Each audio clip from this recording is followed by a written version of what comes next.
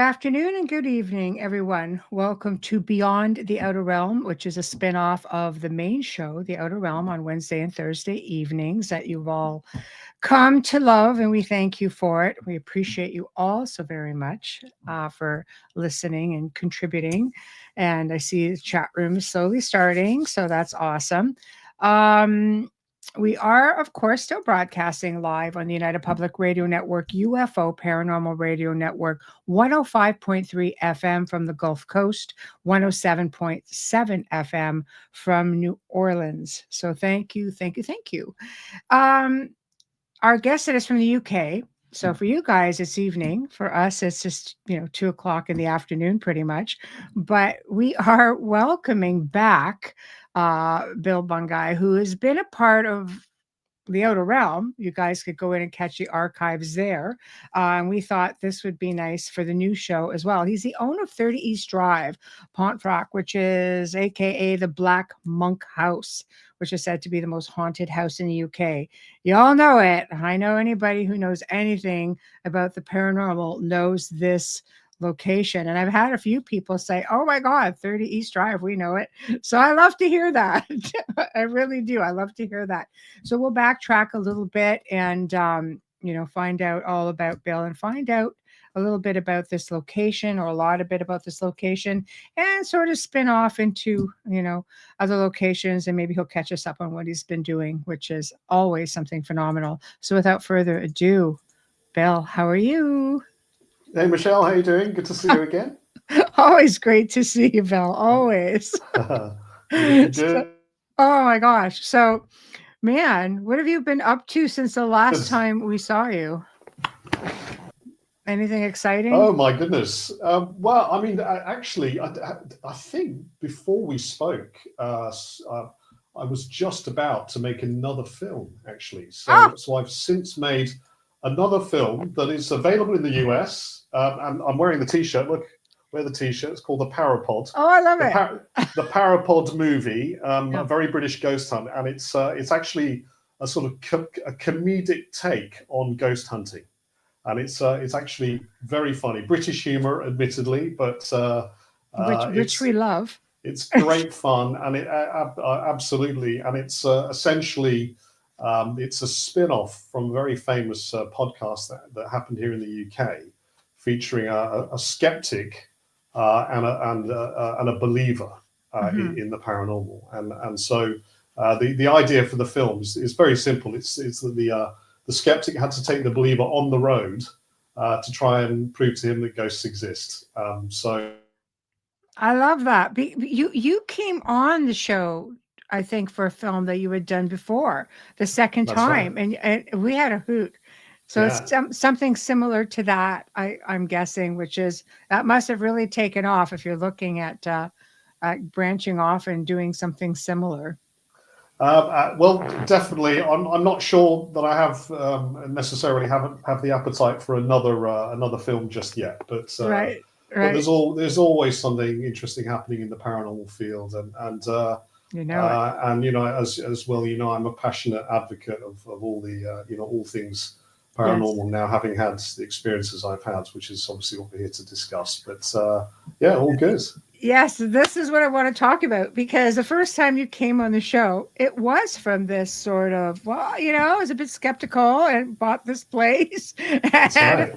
And you went off, and I'm sure you've had experiences since then. So why don't we backtrack a bit? New show. We have a lot of different listeners, especially because on the main show for you, it's 2:00 in the morning, and so many people on the other side of the world are not up at that time listening to a show or a podcast. Whereas right now we're in prime time for you guys are getting into it. So for people who don't know, 30 East Drive, the Black Monk House, how did it come into your possession, and how did it make you a believer? Well, actually, loaded question. I know. I've got it with me. Actually, look, this is a book written by Conan Wilson back in the 80s, I think. Wow. And it was a family member. So basically, the gentleman's mum who gave me this book and told me about the family ghost, Wow. is in this book. Her name's Renee Holden. Yes. And long story short, my old friend Pat Holden, told me about the family ghost, and I thought, yeah, come on. And he gave me this book, and it's a really a great read if you haven't read it already. And there's an entire chapter, the most. Oh, could just cut out. I read. Yeah. Okay, there you are. Okay. Did I cut out? Yeah, you did for a second. And it's okay. dedicated to the Black Monk of Pontefract. And of course, I read it very skeptical, but I thought it was just such a fantastic story. Mm-hmm. I vowed with Pat that we would turn it into a film one day, and it took us 20 years. But eventually, he learned how to become a director. I learned how to produce films, and we made the film When the Lights Went Out, which is on Amazon. You can, in fact, sorry, oh yes, on Amazon Prime. Wow. So that was the connection to the house. But the reason why I ended up owning the house is because after I'd finished making the film, I needed. I'm a marketing guy, so I was looking for an interesting way to try and promote my film. Mm-hmm. And it just so happens that I had a client in Pontefract in West Yorkshire, the makers of sweets called Haribo. And after my meeting with the client, I said, I'll tell you what, I'm going to go around to the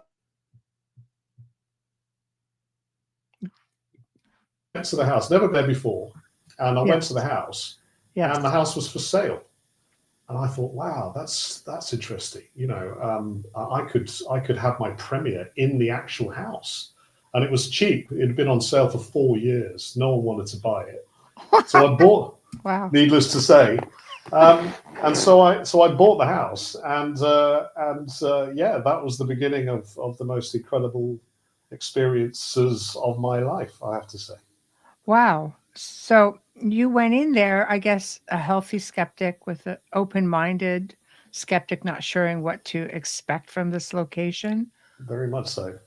Very much so. I was a skeptic, and you know, remained a skeptic for some time after that. In fact, my original intention was just to do up the house and sell it after my premiere. I thought, you know, maybe the reason why no one wanted to buy it really was because it was very run down. And then people started saying to me, "Well, I hear you bought the house. Can I go and spend a night in your house?" And I'm like, yeah. Oh, you go. There you are. Okay. Yeah. Oh, look at that. Thank you, Mark. Yes. Yeah. I'm glad you like that. He's in the UK too. So apparently says he's coming to see you. Great. Yeah. Thank you, Mark. Yeah, I'm very proud of that film. It's timeless. You know, it has a fantastic vibe to it. It looks like the 70s. It was such a thrill to do, and I'm so proud of it. So thank you, Mark. But that was the beginning of the journey for me, and and as I say, you know, after I started loaning the house out to people, I started getting all these, you know, letters, all these emails, and video and film, you know, photographs and God knows what. And I'm like, you know, no way, this can't be real. It can't be haunted. You know, it's just a great storyline. Poltergeist moves into council house, a fantastic storyline. That's really all I thought at that point. But gradually, stuff started to happen to me. Yes. So things started happening very subtly, you know. I mean, buy a haunted house, figure, all right, you know. I mean, let's face it, it's not just any haunted house. This is said, like, it's dubbed as one of the UK's, if not the UK's, most haunted location. Yeah. So do you feel, you know, that it's lived up to its name, or did it just sort of, when you walked in there, did you sort of get the full shebang, or was it just so gradual? Or maybe you just didn't notice. Well, I mean, it most certainly has lived up to its reputation. You know, to call it the most haunted house in the UK, I think is more than justifiable. There have been literally thousands of visitors now. People, you know, go and spend the night there. By the way, I've never spent the night in my own house. Wow. Genuinely. It absolutely terrifies me. So I haven't spent the night in the house, which also sounds like a fantastic marketing ploy, Yes. which it probably is actually. But if anyone asks me Hmm. about the house, I'll. Oh boy, oh boy. But Okay. people do regularly, Yes. Well, I've got your and website in the description, so people can go to the website and you can register or reserve right from there, right? you can, but I don't advise you to go. I love uh, that. Go, everybody, go. don't, Go. I you want actually stories. you need to sign a waiver. You Yeah. need, if you're with a big group, you need liability insurance. We've had people carried out of that house, so I'm not going to Yeah. risk. People go, then they go on of their own accord and at their own risk. But Yeah. yeah, we've had some extraordinary things happen in the house. Yes. So Yes. so So yeah. so who haunts the house specifically, or do you have various spirits there? I mean, I think sometimes people come and visit and sort of, bring in more things as well through investigation, etc. Mm. Well, I mean, there's one sort of Oh, cut out. resounding theory. One, am I back? Whenever I talk about the black monk, weird things happen. So brace yourselves. Oh, uh, yes. so so yeah, I mean, whenever what was I saying? Oh yes. So the main theory is that the whole area of Pontefract, which means broken bridge, Hmm. is sort of, it's very atmospheric. There's a lot of there's been civil wars fought literally on the site where East Drive is. There's an entire estate that's built on a battle site. Mm. The Civil War was fought there. The Royalists were holed up in the castle, which is sort of at eye level with the hill that East Drive sits on. Hmm. So there's been lots of battles, lots of drama, Hmm. but there was also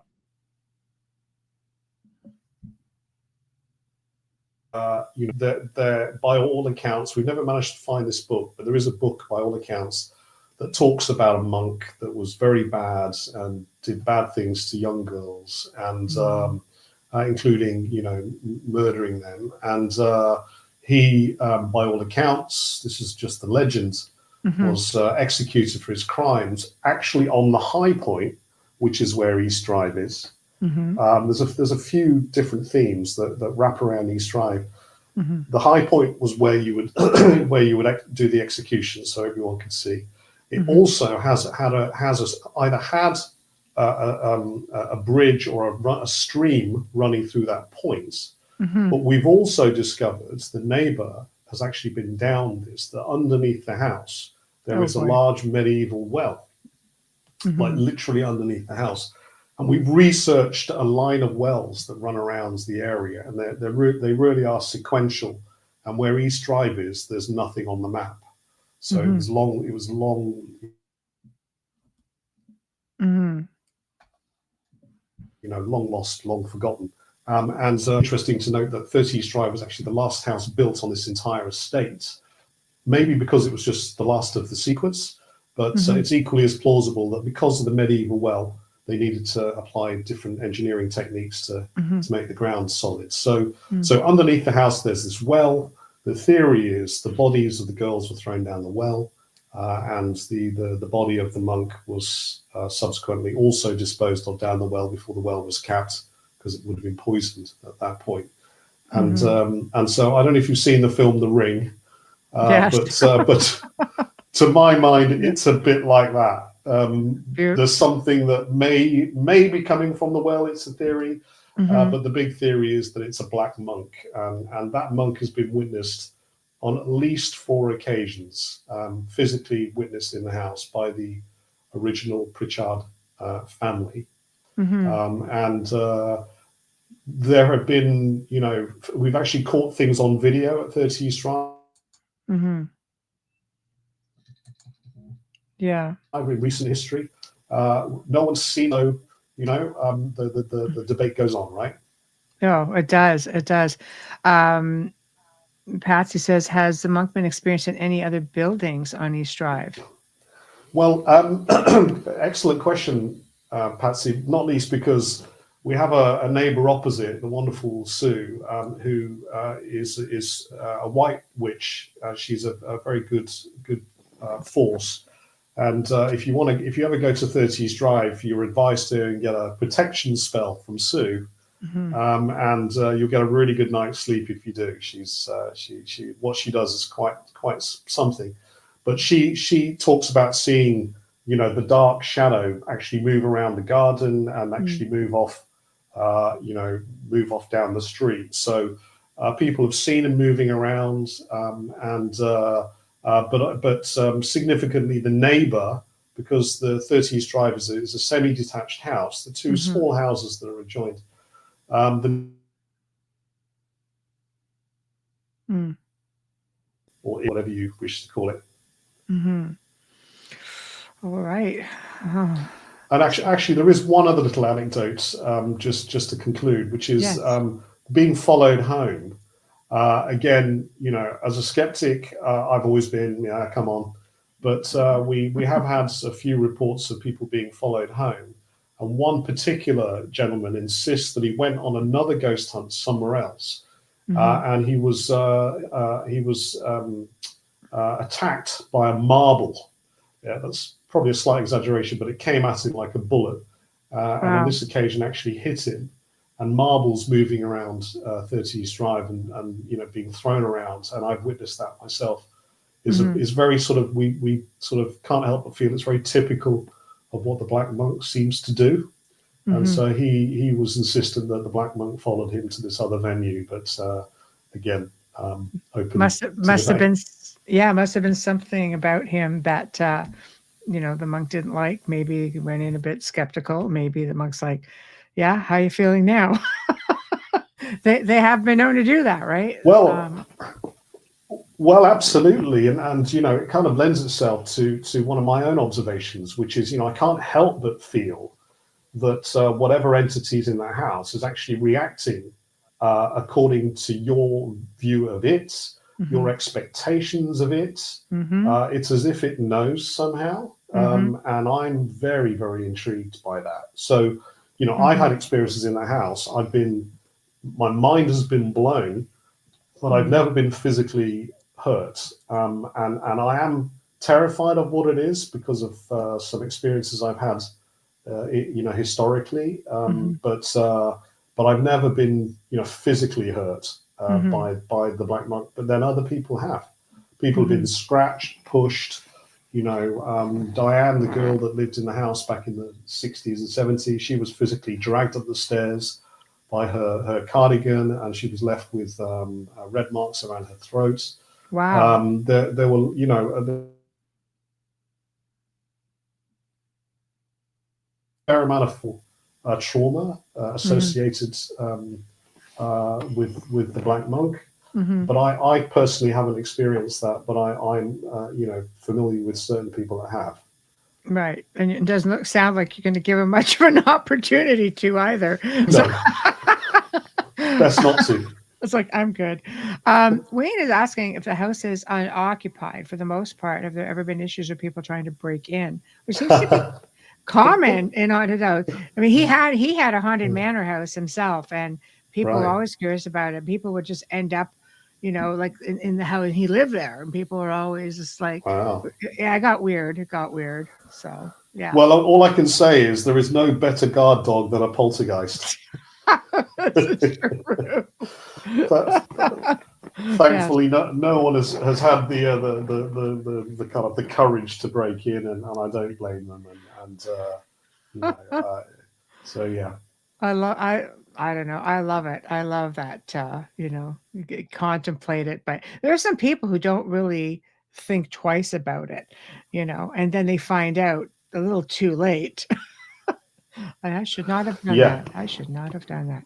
Uh Well, we've had people regret very much going to that house, but we've also had people that have been, firmly mm, flipped from skeptic to believer, Mhm. In the space of a few hours. I mean, it can happen within minutes in that house. You can walk in, something will be thrown at your head, and Mhm. that's it. You'll be like, this. It can't be happening. But I really do think that object was just thrown at me, or I heard a growl, or whatever. There's lots of things that happen. And I could give you one anecdote, just so fun. We had a Mhm. group of lads going, big, burly, brave lads, and they weren't paranormal investigators at that point. They were just curious. They had no equipment. They just turned up, and the first thing they noticed was there was a TV in the front room, and they Mhm. said they took off a blanket from the TV, and they said, "Oh, well, we could watch the film when the lights went out in the house. That's going to be fun." Right. And then they went upstairs and came back downstairs. The blanket was back over the TV. And so they were like, "Wow, you shouldn't do that. Who put it back on? You can't do that in this house." And they all swore blinds, but it was none of them. And so they started setting up different little experiments to put a big plastic ball, a big polystyrene ball, white polystyrene ball in the middle of the front room. Mhm. They went into the coal hole, and they put a doll on the bottom shelf, and they put a necklace on the top shelf, just little trigger objects. And Yes. then they went back upstairs. So they were moving around the house, big burly lads, stomping around the house. Carol, the neighbor who runs the house for me, wasn't very pleased with their behavior. They came back down, and the polystyrene ball was gone. It had just disappeared. It had never been seen again. Wow. And they went back into the coal hole, and the doll was now on the top shelf wearing the necklace. And, and they Stu spent perfect. it was just so great. And then they spent the whole night in there, and they just had one at the house called. In fact, here, look, there we Yeah. go. You can get this on Amazon. It's called The Black Monk of Pontefract, Yes. and and that story's in there, and it's such a great story that the Yes. father was so rabidly skeptical.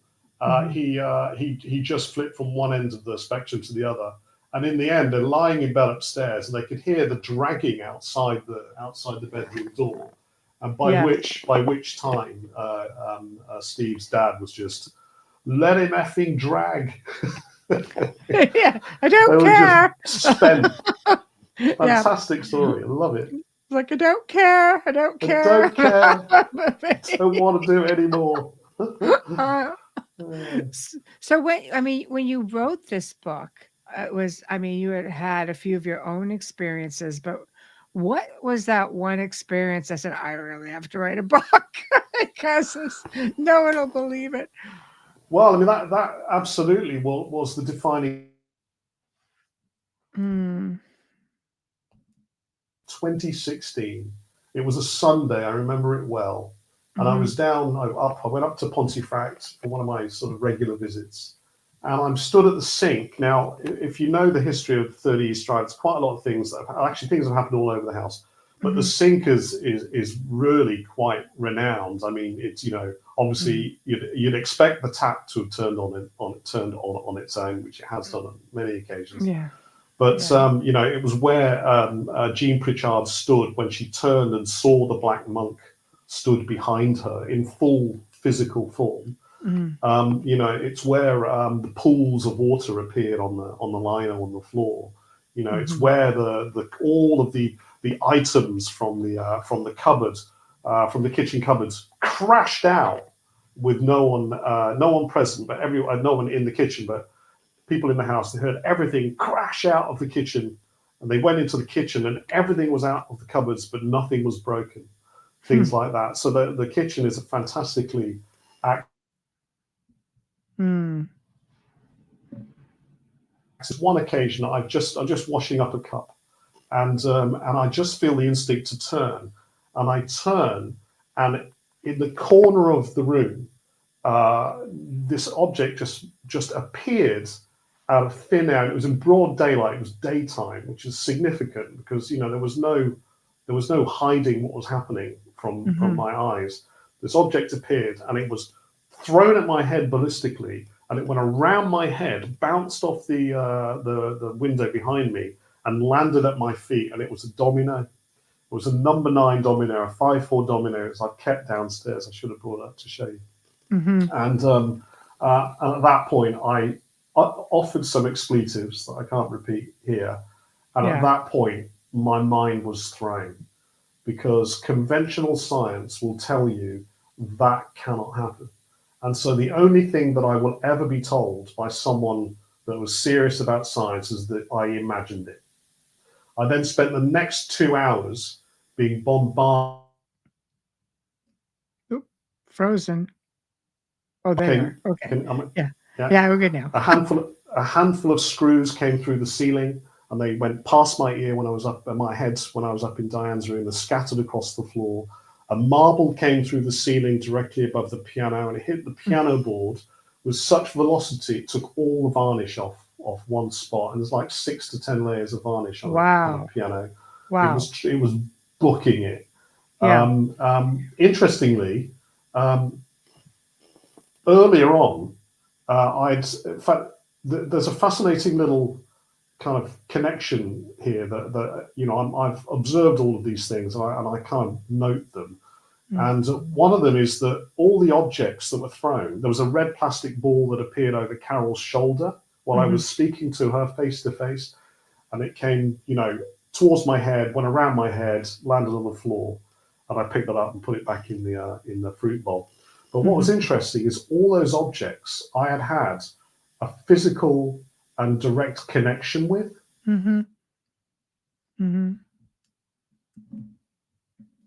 So I remember seeing the dominoes, a very distinct trigger objects. The marble, I was physically holding a marble when the marble came through the ceiling. The red plastic ball was very easy to spot, in the fruit bowl. These are things that you clock, and you can see them when you're in the space. And the screws I actually threw away accidentally. We were repairing a door in the house, and I actually threw the screws away. So I went through the bin bag to find the screws. Now, it's a bin bag. You'd expect the aromas from a bin bag to be bad, not good. But while I'm collecting the screws that were subsequently thrown at me through the ceiling, there was an aroma, a really beautiful perfumed aroma, not a bad one, a really nice one. And I remember thinking, wow, who's wearing the perfume? And they were going, well, it's not us. It's just we don't know. It's just coming from somewhere. And it's quite interesting, because historically, back in the 70s, when the Pritchards were living, with a full-on poltergeist, late 60s, early 70s, they often reported pleasant smells. A demonic, evil entity. Although that said, we have had the medieval smells really bad, like a wet dog smell. We've had that too. But I was given the pretty smells, and of course, note that it was Valentine's Day. So I've had people say, well, it must have been love, The house is showing you some love and respect. Exactly. But that was the catalyst for me writing the book. So I collated all the stories that I'd been, but just a handful of the stories that I'd received over the years. And I put them together in a book which, by the way, is just, you'd be interested to know, it's actually I believe it to be the world's first digitally interactive print book. And I mention that because everyone loves their mobile phones these days. Yes. And so in the book, you have these QR codes, which basically means you can scan and see the videos. So you can actually watch videos in this book, which is super amazing. Cool. And, see the photos in full color and the maps and all the evidence. Which is amazing. I love that you did that. It's sort of ahead of your time with that, because I don't even know if that's ever really been done before or since. I'm not sure. I mean, maybe your viewers will know of something, but I haven't, heard of anything like that. So it's a modern, digitally interactive book, co-written with the amazing Richard S. Sepp, who you know, of course. Yes, of course. Wonderful Richard. Hey, Richard, if you're watching. Hope you're well. Yes, Richard. Busy guy. I think he pops out a book every month. Oh, he's amazing. Great writer. Love his stuff. He's a great guy. Good fella too. When making reference to everything just sort of coming dropping out of the ceilings, etc. Wonder if it's related to water in the old well where the girls' bodies may have been dumped. Water is cohesive and connected to everything, and it does tend to amp things up if there's still any water in the old well. They may or may not. Well, I mean, I'm pretty sure that Oh, the water that ran, probably ran over years ago, was right. subsequently diverted underground, like a lot of ancient streams, rivers and streams. London is absolutely rammed with invisible rivers and streams, that go into the Thames. Yeah. So the assumption is you're not going to stop the flow of water. The flow of water is still flowing. Mm-hmm. And note that the East Drive is at the top of the hill, which basically means that the water, the spring, if there's a direct spring there, which wouldn't surprise me given the the presence of wells along that ridge, is now flowing out of the hill and then down through East Drive. And we have had reports of the entity moving down the back of the gardens as well. So literally following the line of the water. And so I agree that it looks to me as if there is a fairly strong, if not very strong, connection with underground water, running water. Mm-hmm. Mm-hmm. It sounds, yeah. It sounds, I mean, you're in such a historical area besides that.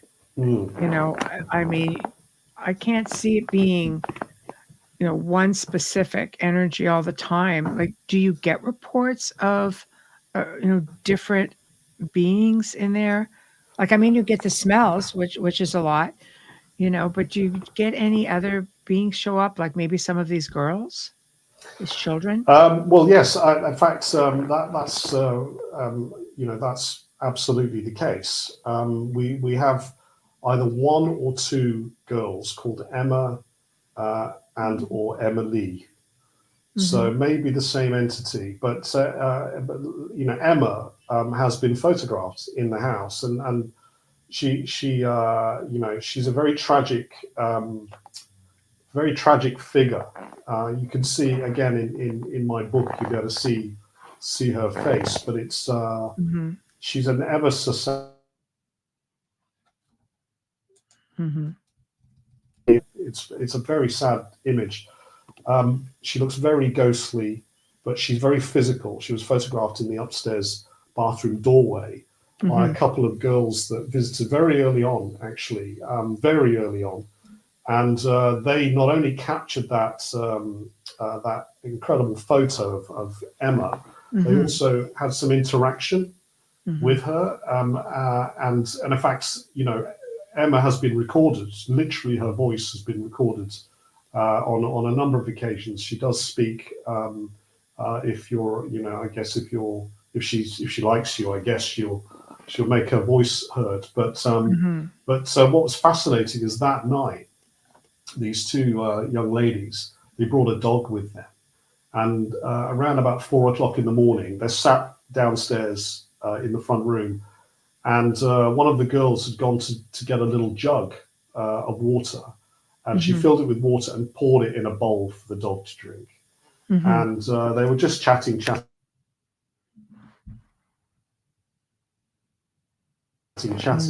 and then they turned to see if the dog had drunk the water, and they discovered that the jug had filled itself up again completely. So the jug had refilled itself. Wow. And it's a detail that is, if you think about the context of two, warm and generously spirited girls in a house that has been unoccupied for 4 years. Yes. Having just taken a photograph of Emma, and their care of their dog, it seems like a very caring gesture for Emma to go and refill the jug, as if to say, "Well, I'm sat with you, and here's some more water for the dog." It doesn't feel like the act of the big kicking, screaming, devilish, demonic black shadow. It feels like something that's a bit more subtle and a bit more, a bit Hmm. more feminine, just nice. And well, caring. I mean, they love animals. You Little know, kids love animals, and and little girls. caring. Yes, and little girls, they just want to take care of everything on an average That's when right. being it's nurturing, right? So since then, there's been lots of communication with this other entity, or entities, Mm, and what's interesting is we do represent the girl in When the Lights Went Out, my mm, film about the house.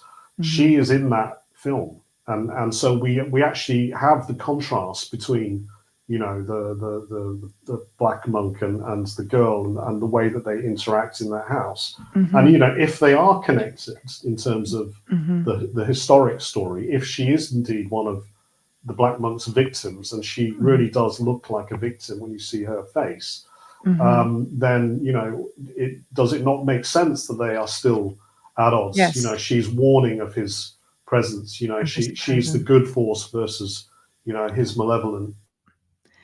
Which leads me to think, do you think, or have you gotten any stories from people that would lead you to believe that perhaps it's still the monk is still trying to torment the girl? I haven't personally investigated locations where spirit families were still being tormented by a darker energy, which led to their demise in the first place. Mm, Because I would get EVPs that would say, he's coming, hide, hide. And then yeah, you hear wow. something growling coming in behind. So I wonder if that's the case, if she's still like she's warning people, but if she's Mm, spending her time running from him as well. gosh, how perceptive of you. That's. I mean, we literally have some video. Again, it's in the book. Yes. We have Yes, the some book. video. It's in the Yeah. book. We have some video Yes. of Emma. So a camera was set up in the kitchen area, Hmm. and the group were upstairs at that point, and Hmm. and you distinctly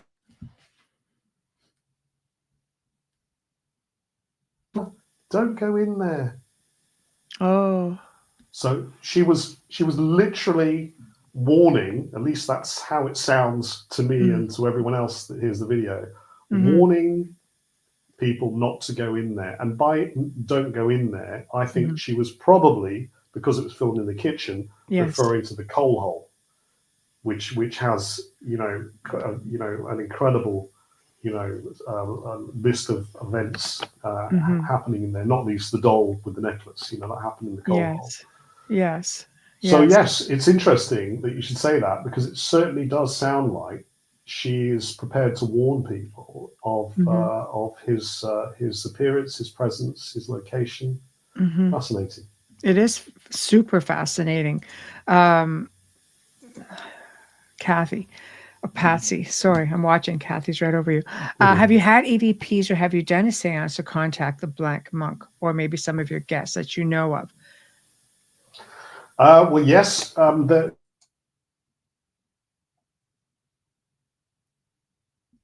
contacts made in that house. Allegedly, we still have to keep the jury out, because nothing is proven, right? Yes. But including actually even Most Haunted made contact with a priestly character, a monk-like character. I forget the Hmm. name that they came up with, but there have been a number of contacts made with what appears to be a sort of religious character. But then, we need to talk about things like, I'm sure a lot of your listeners will know about, the Philip experiment, for example. Yes. Yes. And Absolutely. the net result of that being an apparent contact Hmm. with, with Philip. It was a gentry, I think, a landowner. Hmm. Yes. Is yes, that apparently made contacts with Philip and had conversation with him, Mm-hmm. The only things they got to discuss with him were the themes that they agreed were real about Philip. In other words, is that not evidence of a feedback loop? You know, Oh yeah. are people not simply getting back what they're hoping to get back Mm-hmm. based on their knowledge of what they think is in that house? And that's it's an important debate. That doesn't diminish, you know, the experience of being in that house and experiencing, you know, Mm-hmm. something that is very otherworldly, definitely not mainstream in Mm-hmm. the slightest. Mm-hmm. But you know, I am very curious as to what is really happening in that Mm-hmm. house because, as I already stated, you know, conventional science will tell you that that should Mm-hmm. not be happening. And by the way, it breaks my heart that conventional science is not prepared to engage with events. Mm-hmm. Could, you know, I believe potentially Mm-hmm. offer, you know, some genuine kind of insight into the true nature of things because it shouldn't be Mm-hmm. happening, but it is. Maybe it's a matter of putting out an invitation. I mean, if you look at poltergeist activity on average, it's a projection of energy. I mean, people, you know, like psychokinesis, people project out Mm-hmm. energy all the time, which can create those sounds of footsteps, get doors slamming. It can open, you know, windows. It could do crazy Yeah. things. It's not everybody's like, oh, it's a demon. No, no, it's like a lot of times telekinesis, psychokinesis. These are things that we have the ability to project. And a Mm-hmm. lot of people will tell you, you know, poltergeist activity, noisy ghosts, it's a projection of energy. The ancient Ram Inn is in out your neck of the woods is very known for that Yeah. sort of thing. So when you look at it that way, it's just like, is that energy a projection that other and you know that was projected along the line, like the black monk, for example, as he was being killed, as he was, you know, projecting of that hatred. Like, did he have an attachment maybe that made him do all these horrible things in the first place? Just because the Interesting. physical dies doesn't mean that the attachment goes away. It Mm. attaches to the essence.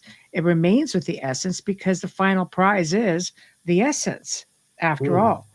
But over time, even if he projected this out at one point, created whatever got him into that state of mind, that doesn't stop because the physical stops. They Mm. continue to do that projection of energy. So you could have this energy that's still projecting all of this type of energy, which I think could easily be traced through proper science. Well, It's wouldn't that energy be? after all. Well, it is, and isn't everything energy? Like Yes. literally everything. Yes. So you know, you know, you made, you know, a few kind of important observations there. You Hmm. know, an obvious observation. Yes. Yes. So you know, maybe there is some sort of, you know, this is when you start to look at what might be occurring. You have to sort Hmm. of, you know, there's lots of things that you need to consider. One of them is obviously the idea that time isn't linear and what's occurring in that house, you know, Hmm. and you know, you may argue is more relevant to things like, you know, sort of passing events like headless horsemen. We have lots of them in the UK, you know. Yes. You know, I guess sort of, you know, you might call it the stone tape theory, Hmm. but there's an argument for saying, well, time isn't linear, and there is something that we don't understand. It's a time slip, and occasionally it'll play out. Yes. Yes. You know, and time slips are fascinating. There's some They are. really fascinating time slip stories that Hmm. you know, are worth researching. But then you've got you know, the telekinesis, you know, the idea Yes. of us somehow, and this would lend sort of credence to the idea that energy is malleable. Yes. You know, that we can Mm. somehow Hmm. interact with and affect is one of my favorite theories. We can come back to Yes. that. Actually, it's super interesting. Yes. And then, you know, if you start to look into some of the other things that you know, that are worth exploring, an obvious one is you know, a dimensional event. You know, Big time. theoretical physicists, Yes. are pretty confident that the math doesn't work with Mm. anything less than, I think it's 12, Mm-hmm. 11 or 12 different dimensions factored in to Mm-hmm. what constitutes a mathematical representation of everything occurring. Mm-hmm. So what are those? Mm-hmm. Some of them I know are very, very small, but who's to say if at least one of them isn't incredibly big and present and just here? So Mm-hmm. the idea that the people that are in that house Mm-hmm. are alive, but they are on a Coming different in and out. dimension, which, by the way, lends Mm-hmm. itself to apportation. Yes. How did Yes. it get there? To And, hear. and the dimensional theory is it went via a back door, which is Mm-hmm. via a fourth dimension, Yes. or fifth if you include time as a fourth dimension in our world, but let's call it Mm-hmm. a fourth dimension. And it just went via that dimension. We can't see it. We can't see that dimension. Mm-hmm. The domino was thrown back into our three-dimensional space from the fourth dimension. Mm-hmm. And whatever's in that space, whatever entities are in that space, they are as real as we are, but they are just on a different dimensional plane. Worryingly, they can see us, but we can't see them. That's what freaks me out.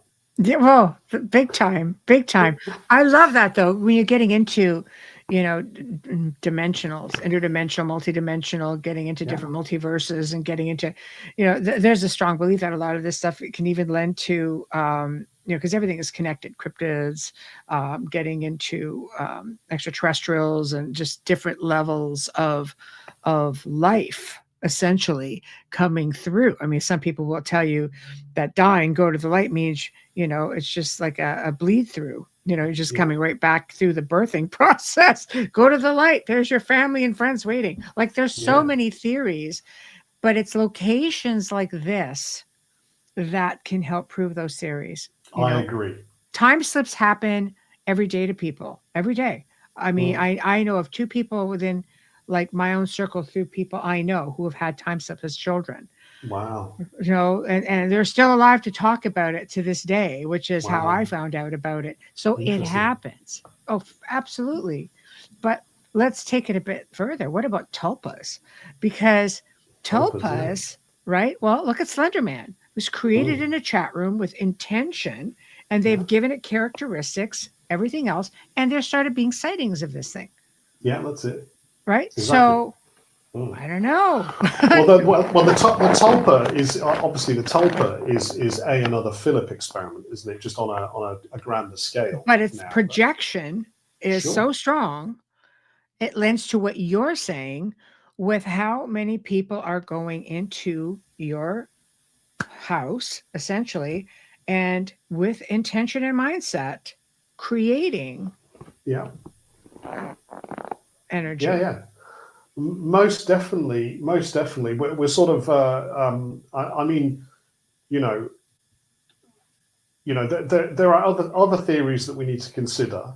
Yes. Not least, alien visitation, and I'm not going to shy away from. Get a grip, everyone. The universe is infinite. The probability of there being alternate life forms in our universe is just not even a question. Of course there is, Yes. And by the way, considerably more advanced, species than us. I mean, considerably more. We're at the most, we're probably as a species 100,000 years old, which is like the blink of an eye. Yes. If that, compared to the age of the universe. Yes. Somehow managed to survive. I mean, if we survive to 1 million years, I think it'd be a miracle. But way more advanced than us, and who's to say they haven't developed phenomenal technology and UFOs and all of that? I know people get laughed at for talking about it, but I've got friends that have witnessed. 2 friends of mine have witnessed UFOs, like immediate friends. Never have. I'm an experiencer. I talk about it all the time. For us to conclude that we are equipped Yes. Not ignoring the fact that we've only got 5 senses, which is another laughable sort of, Yes. parameter. Hmm. The fact that we think that we have brains big enough and enough senses to be able to contemplate everything there is to contemplate is laughable. Hmm. It's just laughable. And anyone that concludes that everything that needs to be known with our 5 senses and with our tiny little fragile brains is an Hmm. idiot.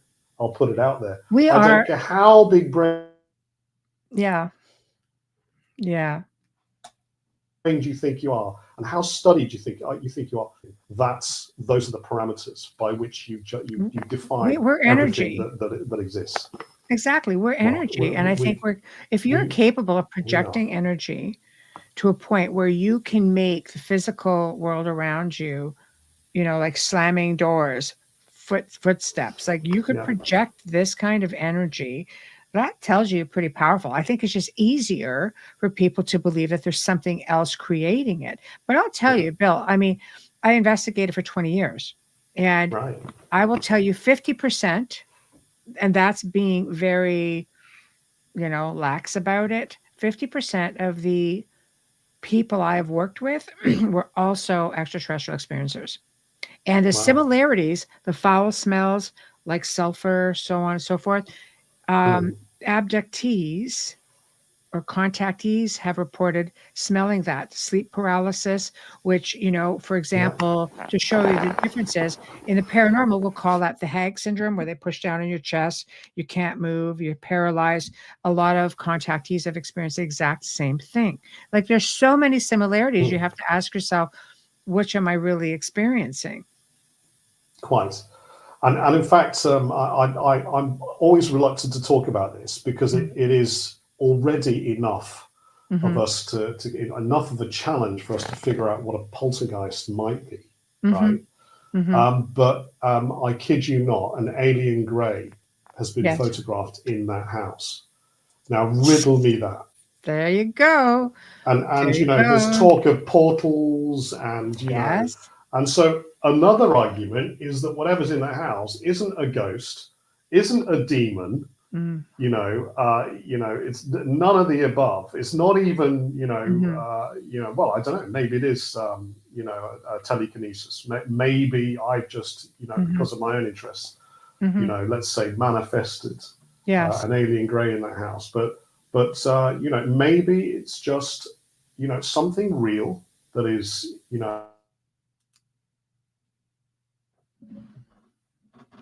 part of, our 3-dimensional existence, and it's Mm. visiting. And you hear a lot of talk about portals. People will tell me there's at least 2 portals in that house.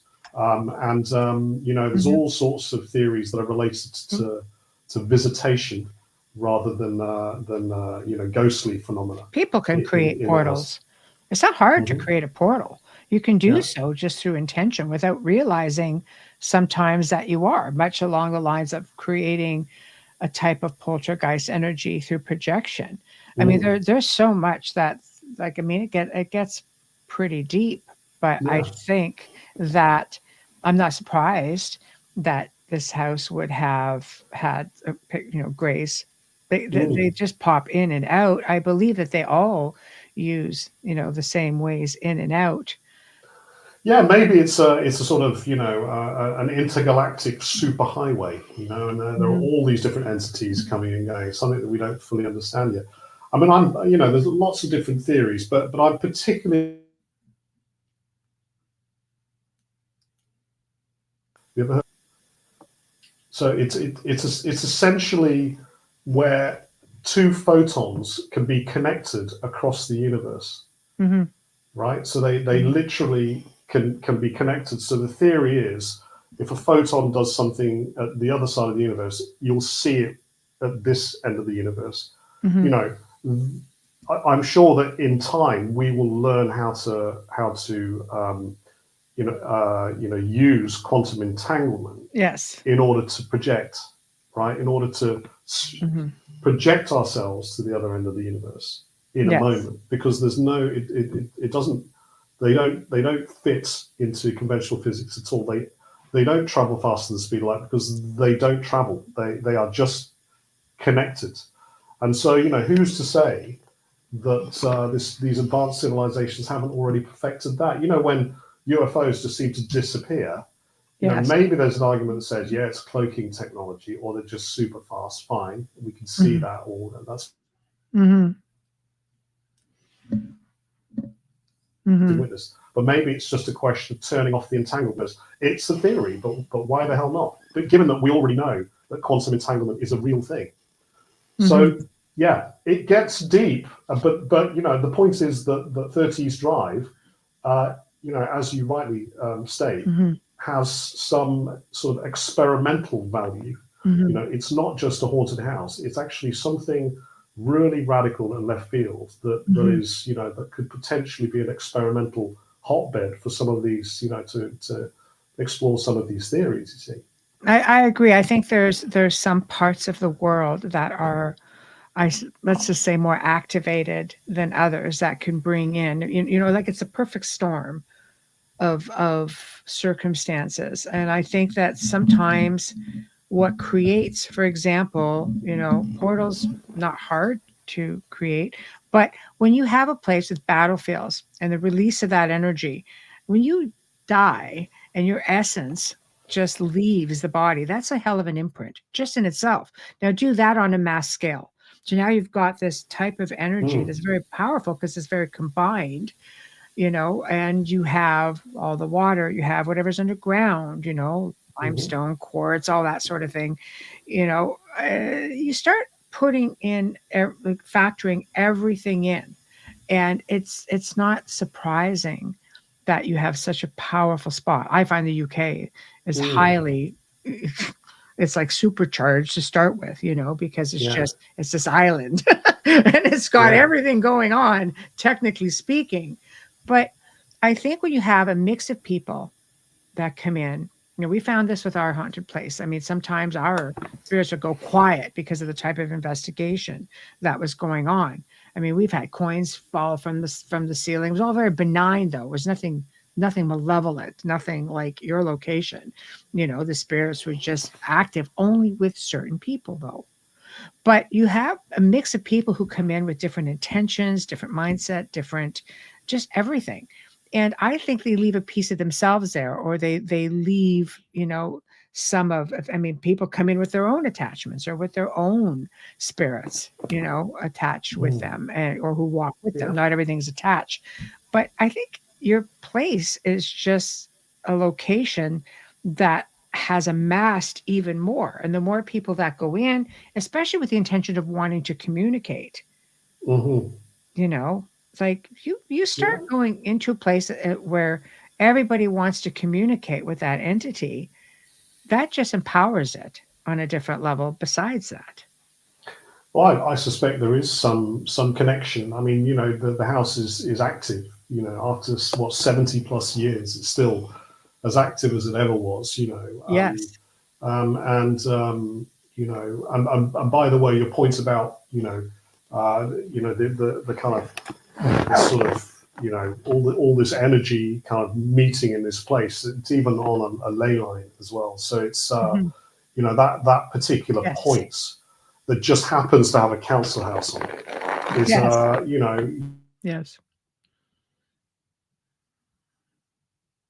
you could you know you could energetic kind of places in whole of the UK.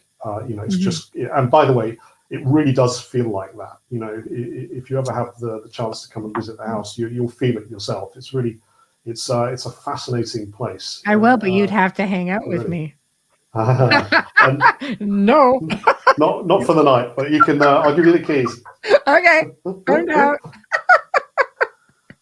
So yeah, so you know we've got so many different kind of theories, you know, but the thing that has kind of you know I've become very interested in as a result of a poltergeist, can you believe, you know, is this, you know, there's quite a lot of talk about it all of a sudden, but there's a principle called quantum consciousness, which is, you know, really gaining a lot of ground at the moment, and it's based on a really simple notion, albeit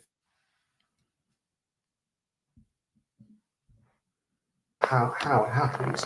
But the notion is this, that everything is energy, right? And nothing is solid. Nothing is actually solid. There's gaps in between the atoms. But we somehow have the facility to be able to manipulate this call it a substance, this energy field. And there's actually an experiment called the double slit experiment that is super interesting. Find it on YouTube in a beat. In essence, if you observe an experiment where energy or light is being fired through two slits in a card, it will create two lines if you're watching the experiment, suggesting that the wave function is, if you turn back, the energy becomes a wave. In other words, the act of observation collapses the wave function, right? It's a difficult thing to get your head around. But given that all energy is a wave, the theory is the act of observation, which is us, our consciousness, collapses the waveform into points, which becomes matter. And so the theory is that you are literally, by observing things around you, you are collapsing everything into things, right? The next question, or the first question, has to be, if this is true, what's causing me to output what I view and my life, actually? And it's experience. It's things that you've ingested from birth, actually. So, it's your family experiences, it's emotion, video, politics, whatever it happens to be. Those become the substance from which you then manifest a reality, right? And so the justification is that I have had some experience that has manifested a poltergeist house, right? That would be a kind of a direct sort of line of inquiry. Now, I was raised in a very religious, very deeply, darkly religious evangelical background. It's a cult. And it was very, very intense, to the point where I was literally taught to fear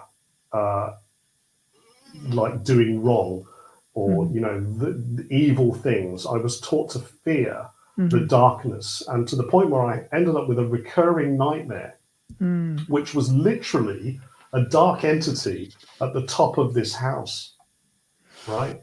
And funny that, isn't it? Yeah.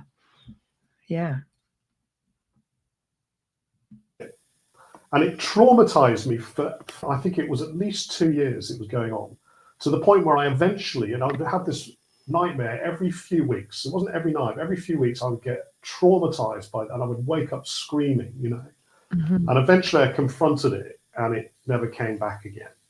There you Cut go. to, 2012, when I make this film, I end up owning the house with this dark entity in it. So that's quite a graphic sort of example of something really ridiculous, a nightmare, that is now connected to something equally as ridiculous, which is a house with a poltergeist in it.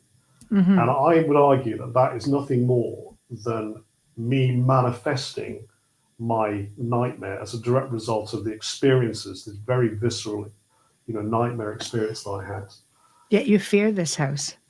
And yes, I do fear this house. It's true, because I still have lots of residue from my nightmare. I can still feel it,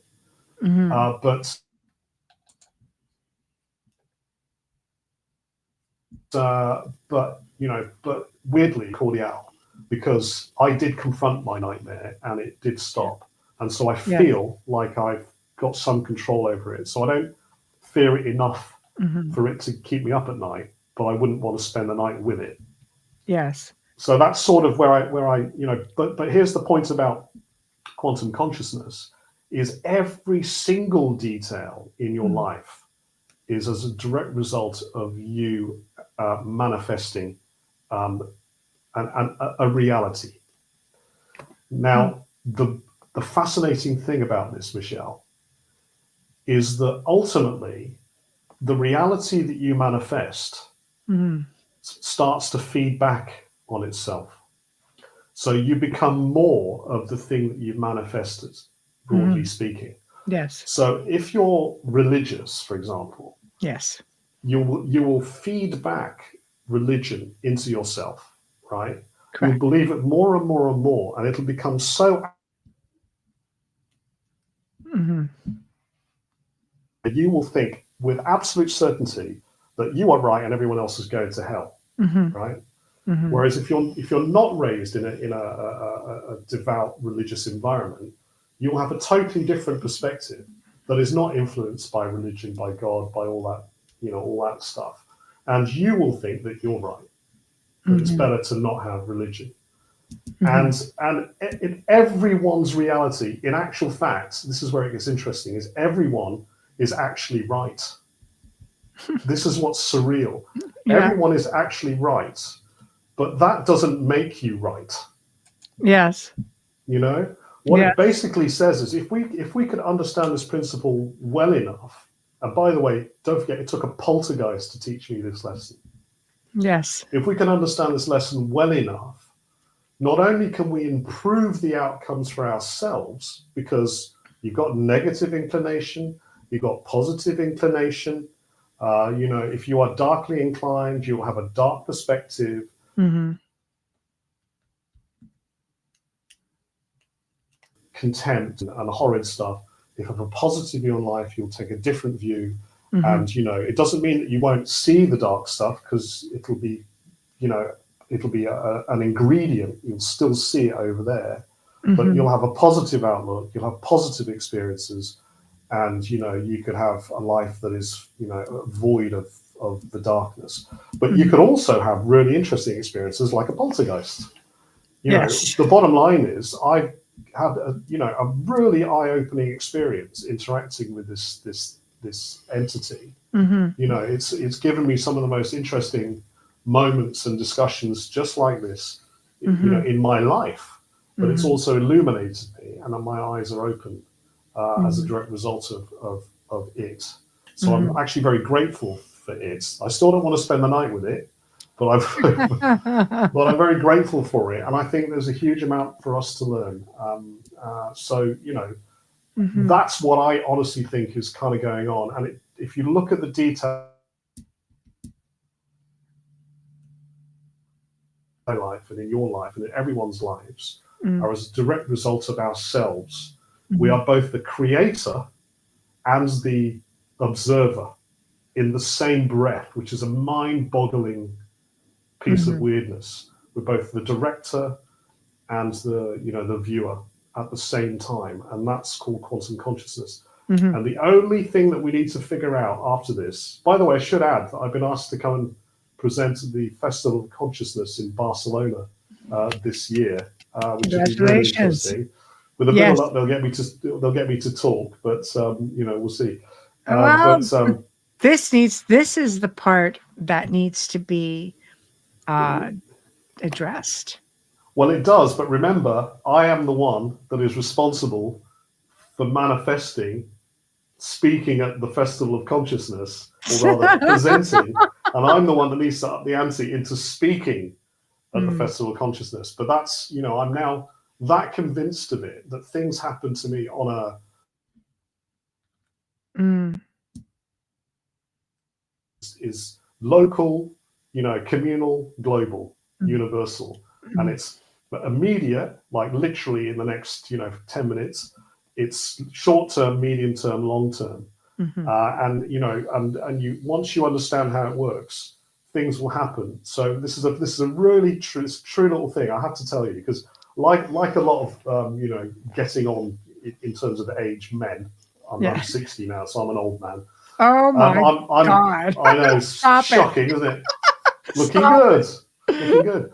I, like a lot of elderly men, I'm kind of fascinated by the mindset of Hitler, and it's a crazy thing that happens, and Yes. so I've wanted to go to a place in Argentina called Bariloche, right? It's a town in Argentina. There's a big lake, and by all accounts, I am suspicious.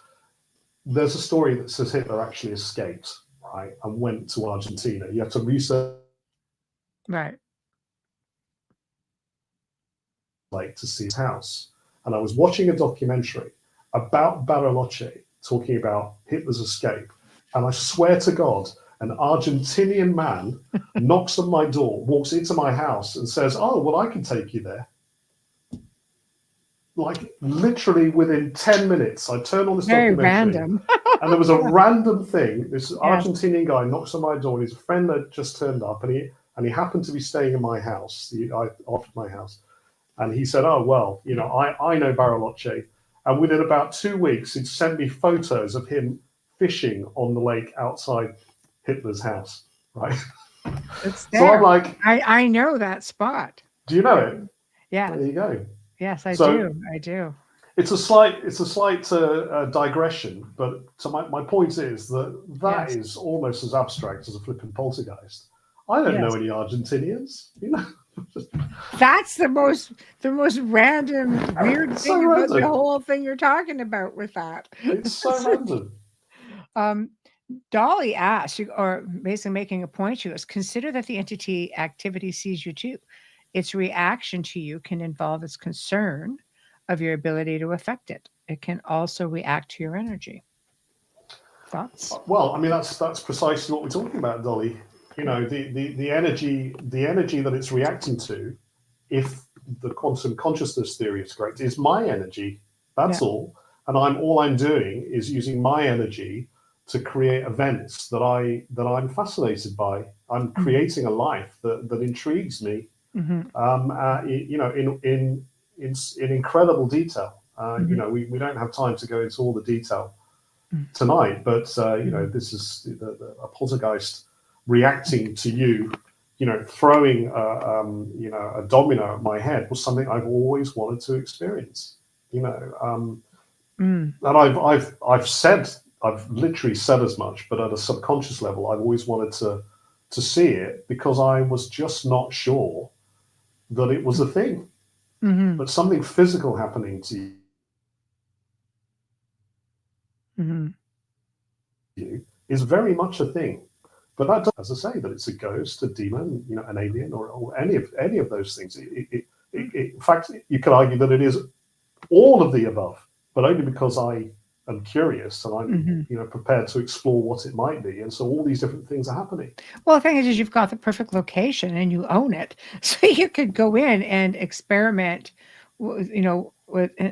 with all kinds of different theories. It's like people who have seances or put out spirit communication. I think sometimes, they're asking questions, but you fail to realize with some people, not everybody. I think more seasoned researchers will be right on top of it instinctively, but they also can read your thoughts. So if you don't know, for example, if you don't know the spirit, for example, then it's like, okay, you don't really know what the answer is. But I've seen people try to make contact with loved ones and that they may know answers to, and the answer that comes back to them is pretty much exactly what's in their head or exactly what they want. So there's that manifestation thing on this level as well, which changes the outcome of the research. Absolutely, it does, because that's yet more evidence of real-time feedback loop. And the fact that the spirit that is communicating knows so much about you, isn't that uncanny? Because it knows all that you know about yourself. So it's just, the argument is that it's just a feedback loop. Yes. And by the way, think about it. It also means, going back to everyone is right, it also means incredible things like miracles can happen. This is what's crazy about it. And this is why, the feedback loop can be negative because you now believe that you are right because you witnessed a miracle. Mm-hmm. You are right because you have witnessed a miracle, but you did that. You created that event that allowed you to experience a miracle because that's how you have engineered your reality to behave. But that doesn't mean that other people's realities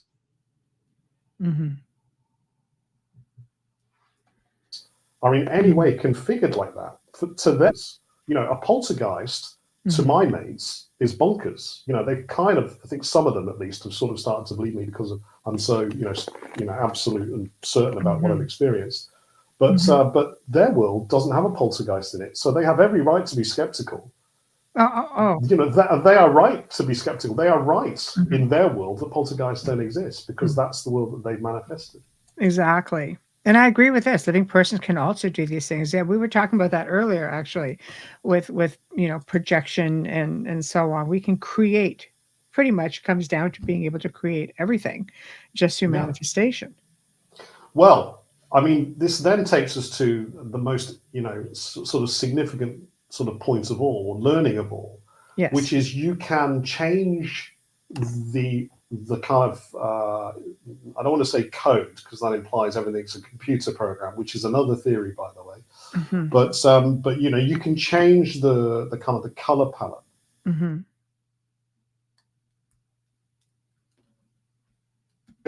the best advice I can ever give anyone that finds themselves in a hole, is to pause for thought and just realize that the hole that you're in is nothing more than the hole that you have inadvertently created because of all the influences that have been offered to you. It might not be your fault, actually. Chances are it's not your fault.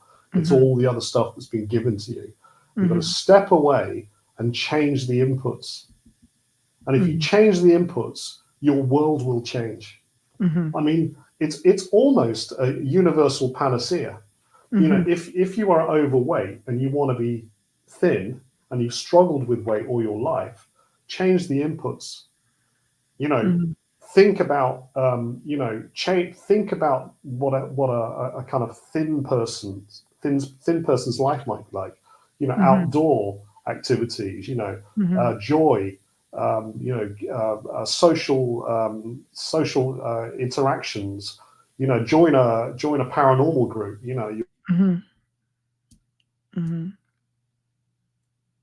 You'll distract, and I promise you, not only will you end up with extraordinary alternative experiences that you may not have ever, may never have thought you could have had. You will probably start to change physically as well because you are what you manifest. You're both the creator and the recipient of all the things that you live. That's what I've discovered. That's why I think that's it's a movement. It's a movement. I think once Very you much so. actually tap into it, you can most certainly do it. It's also, I think you're training yourself to use a whole other part of your psyche, like synchronicities for one. Yeah. The language of the universe, synchronicities. You just, how many times, do you see things, whether it's in a sign, a song, the universe will communicate in different ways. The universe gives you what your essence, what it thinks that your essence and yourself, what you want. So if you're a negative Nelly, and that's what the subconscious keeps putting out there, that's what you keep putting out there, it's just going to, oh, you want more of that. Okay.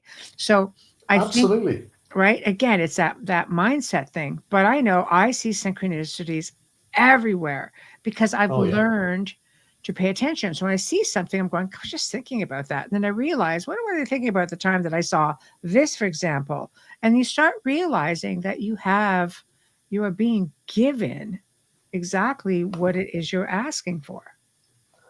That's exactly right. And it can be, you have to remember though, it's not a conscious thing, it's a subconscious thing. So you can't just sort of, there's a reason why we haven't won the lottery. You can't just consciously go, I'm going to win the lottery this week. No. But at a subconscious level you can. At a subconscious level, if you truly believe that it's important for you to win the lottery for whatever reason, you will win the lottery. Yes. That's how crazy it is. And now, as I say, I'm now experiencing it on a near daily basis, Yes. including speaking to you again, Michelle, so Yes. so this for me is very real, and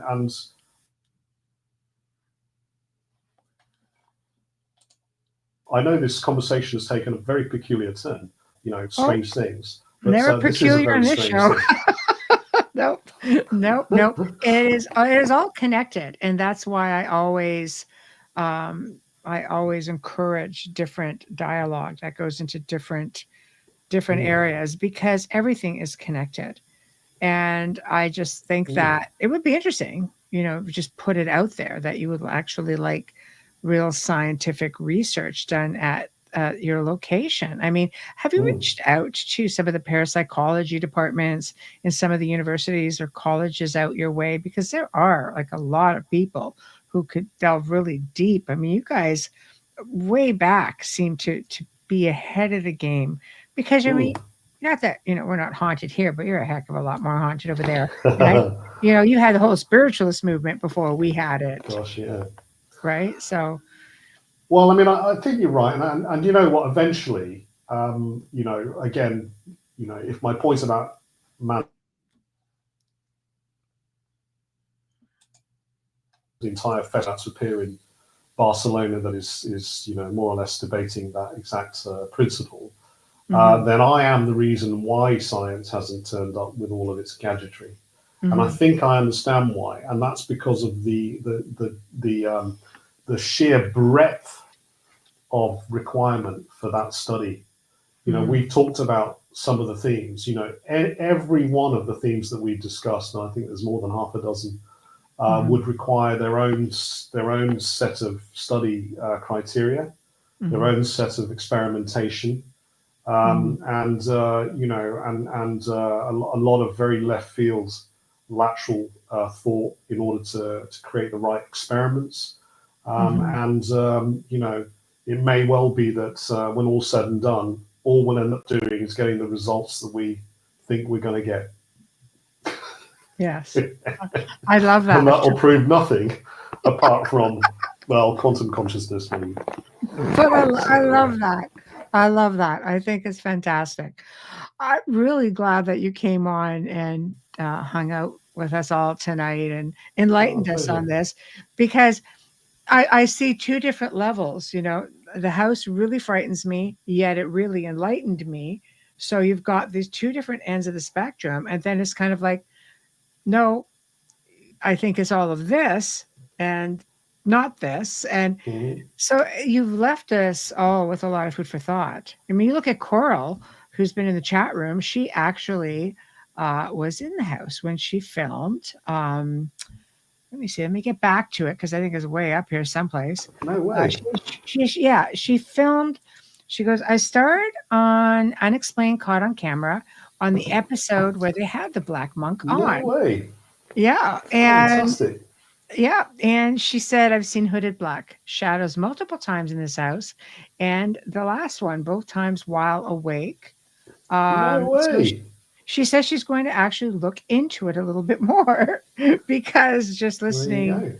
to you and the different experiences. So I love that, because here we have somebody who is in the house, and I think it's That's so great. great. Yeah. So Oh well, come back. Come and bring some experiments with you. Let's get scientific. there we go.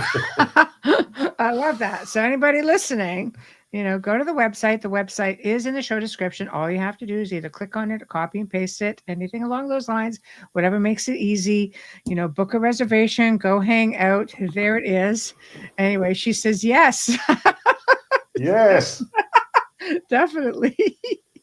But you want to come back on sometime and really go deep, we can do that too, because it's all Well, interesting stuff. let's see how your viewers react. They might have their minds might have been so blown they're going to have to go and nurse themselves for a few Yeah, minutes it's like, before they what? before they think about No, having me no, back. not the black monk. They're going Yeah, to be, oh no. God, no, God, can we talk about ghosts? Our listeners are great, actually. They just sort of come to expect on both the shows that it could be in any, could go in any direction, but they're all very, very interactive on it. They seem to really get it. But I love that. I love that about our guests, that they feel comfortable enough to just do that. And I love that about the listeners because they accept it. So look at that. Look, Wayne's still trying to pick his brain up. Sorry, Wayne. I know. It's okay. Oh my Well, it's God. been an absolute pleasure, guys. Thank you so much for having me. And yeah, let's do it again sometime when I've got a bit more to discuss. Come to Barcelona. Come and join me in Barcelona. Well, that could be some fun right there. Shenanigans, I say. Paranormal mind-bending shenanigans. It's going to be bonkers, but it's going to be great. I love it. Well, when you want to get deeper, you let me know. And you have an open door policy as always, and we'll go deep, my friend. Sounds great. All right. Well, thank you Lovely so stuff. much. Thank you. Thanks, guys. All the best, everyone. Look after yourselves out there in the world, and yeah, stay safe, stay positive, manifest positively. There we go. That's exactly Make the world a better place. And buy the book. Where can they buy your book? You cut out. Amazon. It should be on Amazon. The Black Monk of it's on Amazon. The Black Monk of Pontefract. One of my movies is called When the Lights Went Out. That's about 30 East Drive. You're going to love that. That is on Amazon Prime, I believe. I don't know if it's out in the US, but I hope so. And yes, see if we can track down the Parapod movie. I know that's in the US, and I promise you're going to love it. It's such a funny film. But yeah, very proud of that one. So yeah. Enjoy, guys, and nice to speak to you. And I'm going to wish you farewell. And yeah. All right, Bill. Thank you. Good night. All the best, everyone. All right. Good night. Bye. All right, everybody. That was a fantastic show. And thank you all for tuning into the chat room. You guys are awesome as always. Tomorrow we have, this is on the Outer Realm, Dr. Christopher Macklin talking about archons and the various races that are here interacting and perhaps interfering with people here on our planet. Not necessarily right this second, maybe, but throughout a little bit of our history. So he's interesting. I've watched some of his stuff and I'm really excited to hear what he's got to say on this. And Thursday night, of course, another open mic. So I can't believe the requests that we get for open mic. I find it fascinating and mind-boggling all at the same time because we have pretty good guests. But anyway, so thank you guys all. Big thank you to United Public Radio, UFO Paranormal Radio, 105.7 and 105.3. Oh, I should know this. I say it all the time. And 107.7. I'm going to get chastised. Anyway, good night, guys. We'll see you tomorrow. I should say good afternoon, night for those of you on the other side of the pond. Thank you all for tuning in. And thank you to the new faces. And we'll see you tomorrow. Good night.